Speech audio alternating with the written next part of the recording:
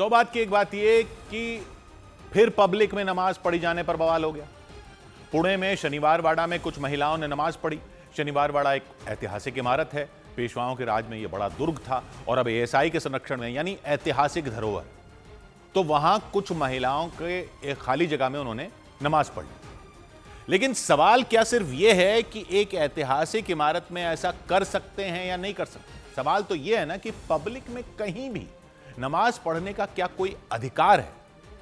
मामला संवेदनशील बना दिया जाता है, लेकिन पूरी संवेदनशीलता रखते हुए इसको हिंदू मुसलमान के चश्मे से न देखते हुए देखा जाए कि क्या पब्लिक में कहीं भी पूजा करने का अधिकार होना चाहिए किसी भी धर्म के लोगों को। यहां तो खैर ये हिंदू मुसलमान मसला बन गया, लेकिन सवाल यह है कि पब्लिक में पूजा करने का अधिकार है या नहीं है, क्योंकि अरब देशों में तो पब्लिक में पूजा करने का अधिकार नहीं दिया जाता।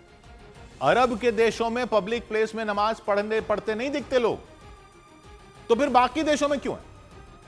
एक तर्क यह दिया जाता है कि अरब के देशों में इतनी मस्जिदें और नमाज पढ़ने के लिए प्रेयर हॉल होते हैं कि लोगों को पब्लिक में नमाज पढ़ने की जरूरत ही नहीं पड़ती। तो वो तो ठीक है, लेकिन पब्लिक प्लेस का लॉजिक ही यही है कि वो सारी पब्लिक की है। और इस शनिवार वाड़ा के वाले केस की बात नहीं कर रहे हैं, लेकिन यह भी हकीकत है कि कई बार यह देखा गया कि किसी पब्लिक प्लेस पर पहले कुछ लोग पूजा शुरू करते हैं, फिर ये रेगुलर भी हो जाता है और फिर उस जगह पर ही अधिकार जता दिया जाता है।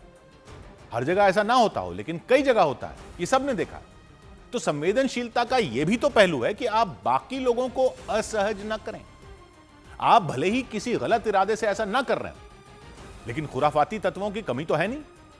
और जब उन देशों में यह करने नहीं दिया जाता जहां से इस्लाम आया है, तो फिर यह कोई धर्म का पालन करने का ही हिस्सा है, ऐसा तो कहा नहीं जा सकता। सौ बात की एक बात,